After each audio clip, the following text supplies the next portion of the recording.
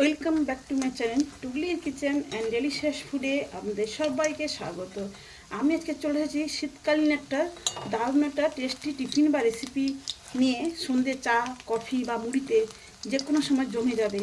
তো আমি আজকে বানাবো একটা ডিম দিয়ে অনেকগুলো চপ। আপনারা জানেন একটা ডিম দিয়ে দুটো চপ বা একটা চপ বা ডিমের চপ হয়, কিন্তু আমি দেখাবো আজকে সম্পূর্ণ অন্যরকম পদ্ধতিতে যে একটি ডিম দিয়ে কতগুলো চপ বানানো যায়। তো বন্ধুরা, আমার রেসিপি প্রথম থেকে শেষ পর্যন্ত দেখবেন এবং ভালো লেগে থাকলে প্রতিবার আমাদের লাইক করবেন, শেয়ার করবেন আর অবশ্যই সাবস্ক্রাইব করতে ভুলবেন না।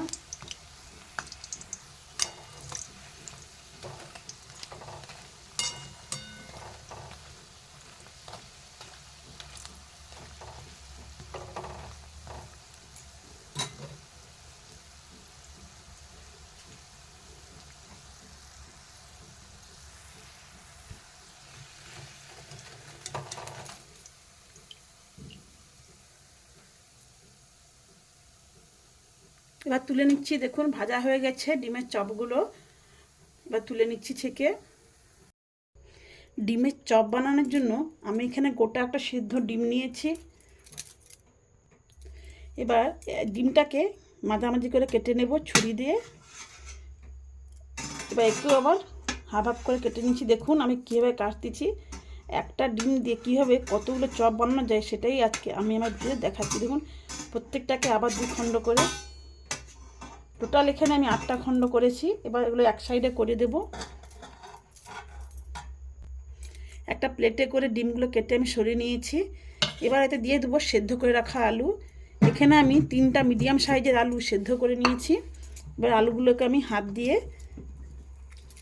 মেখে নেব যাতে আলুর মধ্যে কোনো দলাভাব থেকে না যায়। এবার ভালো করে আলুগুলো মাখিয়ে নিয়েছি। এবার আমি এর মধ্যে দিয়ে দেব ভেজে রাখা পেঁয়াজ। এখানে আমি 2টো পেঁয়াজ ভেজে রেখেছিলাম, দেখতেই পাচ্ছেন। দিয়েছি কাঁচা লঙ্কা কুচনো, 6 থেকে 7টা কাঁচা লঙ্কা কুচনো।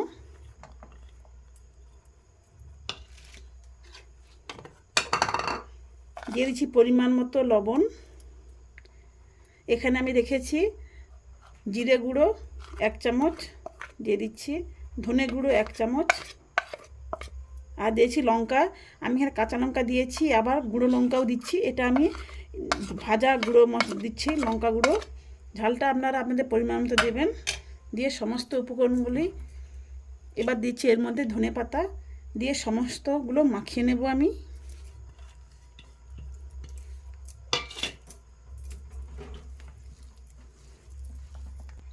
আলুটা মাখানো হয়ে গেছে ধনে পাতা দিয়ে। তবে ধনে পাতাটা এখানে আপনারা দিতেও পারেন, আবার নাও দিতে পারেন, আপনাদের পছন্দ। এবার আমি এটাকে এক সাইডে করে নেব। করে এবার বেসনের ব্যাটারটা রেডি করার জন্য এটা আমি কাশি নিয়েছি। এবার এর মধ্যে দিয়ে দিচ্ছি বেসন। এখানে আমি 1 কাপ মতো বেসন দেব, পুরো বেসনটা দিচ্ছি না, 1 কাপ দিয়েছি। আর দিয়ে দিচ্ছি 3 চামচের মতো ময়দা। এবার দিয়ে দিচ্ছি পরিমাণ মতো লবণ, সামান্য একটু হলুদের গুঁড়ো, আর দিচ্ছি বেকিং পাউডার, আর দিচ্ছি লঙ্কা গুঁড়ি। আমি এখানে বেকিং সোডা দিলাম যাতে এটা মুচমুচে হয়। এবার সমস্ত উপকরণগুলো আমি মিশিয়ে নেব।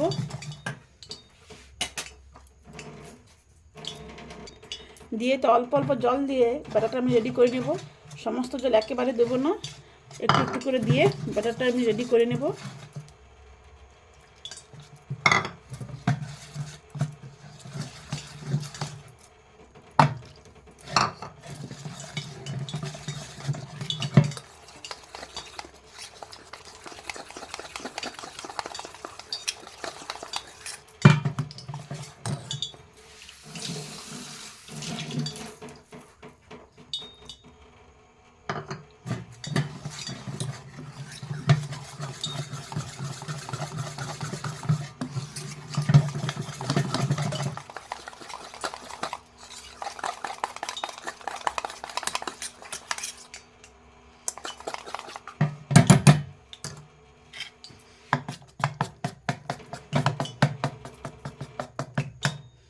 দেখতেই পাচ্ছেন ব্যাটারটা আমি কেমন রেডি করেছি, চামচের পেছন দিয়ে দেখিয়ে দিলাম।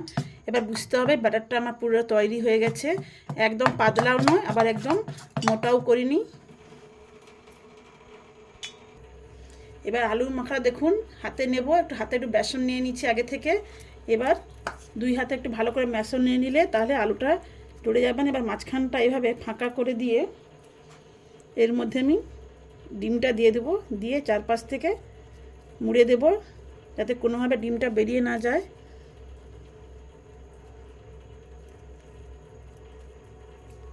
এইভাবে একটা গোল করবে, আপনারা চাইলে লম্বাও করতে পারেন। এইভাবে একটা শেপ দিয়েছি দেখুন আকার। এবার বেসনের মধ্যে দিয়ে এইভাবে দিয়ে দিলাম, কোট করে নিলাম। বেসনের কোটটা দিয়ে দিলে ডিমের চপটা খুব সুন্দর হবে। এবার বেসনের গোলায় দিয়ে দেবো, বেসনের ব্যাটারে দিয়ে দেবো, দিয়ে ভালো করে এপাশ ওপাশ বেসনটা আমি মাখিয়ে নেব।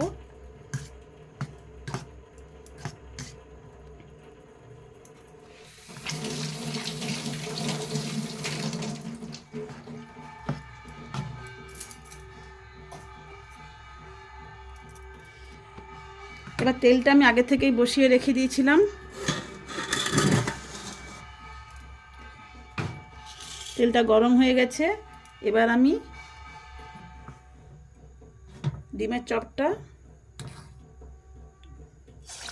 দেখুন তেলের মধ্যে ছেড়ে দিলাম। এই সময় গ্যাসের ফ্লেমটা কিন্তু মিডিয়ামে রাখতে হবে। এইভাবে প্রত্যেকটা আমি চপ বানিয়ে ডিমের মধ্যে তেলের মধ্যে ছেড়ে দেব। দেখুন এটা হয়ে গেছে, এক পাশ উল্টে দিচ্ছি। এবার আরেকটা ছেড়ে আমি দেখাচ্ছি ওই তেলে। দেখুন এইভাবে প্রত্যেকটা ডিমের চপ আমি এক এক করে তেলে ছেড়ে ভেজে নেব। সমস্ত ডিমের চপগুলো ভাজা হয়ে গেছে। এবার আমি তেল থেকে এগুলো তুলে তেলটা ঝারিয়ে নেব।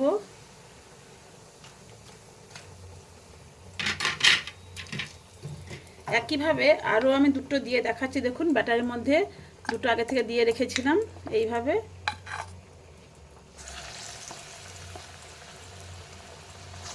সমস্ত চপ ডিমের চপগুলো আমি ভেজে নেব।